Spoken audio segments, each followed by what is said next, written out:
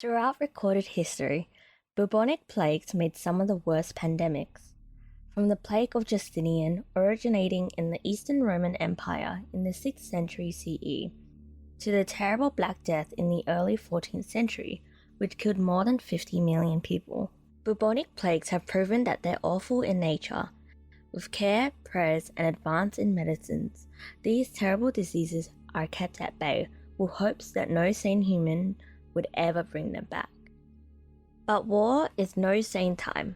When humans are at each other's throats for economic, political, and geographical claims, harmony, peace, and humanity are not options. That is precisely what happened when the Imperial Japanese Empire almost sent the United States back to the Middle Ages. Hi, I'm your host, Bubble, and welcome to another episode of Morbid Curiosity.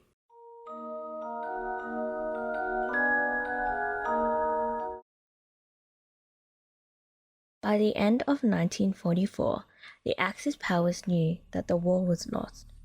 The Allied forces were advancing on all fronts with renewed vigor, and thousands were dying daily as the war started coming to its terrible end. But Japan had no intention of surrendering. The Japanese were proud, and surrendering was never an option for them. Throughout the war, they proved they had the will to win, no matter the cost. So like the Germans, they wanted to use some miracle weapons to win the war. Under this circumstance, Operation Cherry Blossoms at Night, also known as Operation PX, was considered. Operation PX was proposed in December 1944 by the Japanese Naval General Staff, led by Vice Admiral Giseburo Ozawa. The name for the operation came from the Japanese use of the codename PX for Pestis bacillus, infected fleas.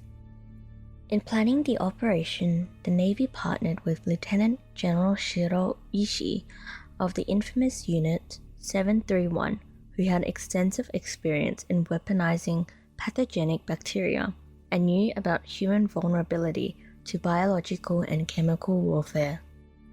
The plan for the attack involved aircraft launched by submarine aircraft carriers, the I-400 class, upon the west coast of the United States, specifically the cities of San Diego, Los Angeles, and San Francisco. The planes would spread weaponized bubonic plague, cholera, typhus, dengue fever, and other pathogens in a biological terror attack upon the population. The submarine's crews would infect themselves and run ashore in a suicide mission. Shiro Ishii, Surgeon General of Demonic Unit 731, served as the plan's chief inspiration. They experimented on the Allied prisoners of war to learn more about the employment of chemical and biological weapons. They tested them with cholera, smallpox, botulism, anthrax, and bubonic plague.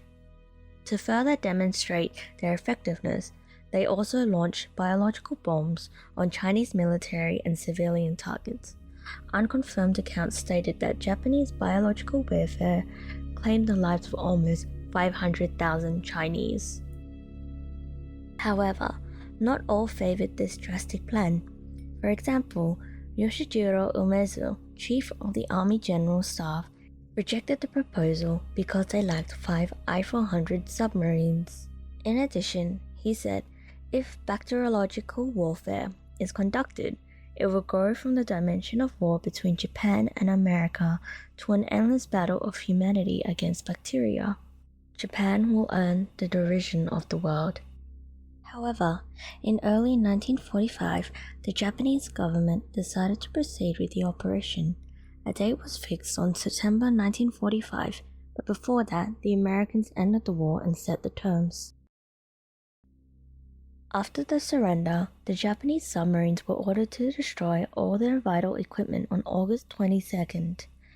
All their float planes loaded with the plague bacteria were sunk into the deep ocean abyss. Around 24 Japanese submarines were seized after the war. 3 were I-400s, which the Americans brought to Sasebo. The US Navy sent the subs to Pearl Harbor to prevent the Soviet Union from having access to Japanese submarine technology after the Soviets stated their intent to investigate the submarines under the terms of the Japanese surrender. After the war, Operation PX was first discussed in an interview by former Captain Eno Yoshio, who was heavily involved in planning for the attack. He provided insight into the operation. He says, "I don't feel comfortable talking about it even now, but Japan was losing badly at the time, and any means to win would have been alright." In the end, Operation Cherry Blossom at Night, like many clandestine operations planned by the Axis, went unfulfilled, but one cannot help but wonder what the outcome would have been had the Japanese gone ahead and succeeded with the plan. Thank you for listening to another episode of Morbid Curiosity. For daily horror updates, you can follow Morbid Curiosity on Instagram, and if you like reading about true crime and horror, we have a horror blog too. You can also follow me on Bubble Mixtape on Twitch, Twitter, and Instagram. Thanks for listening, and until next time, take care!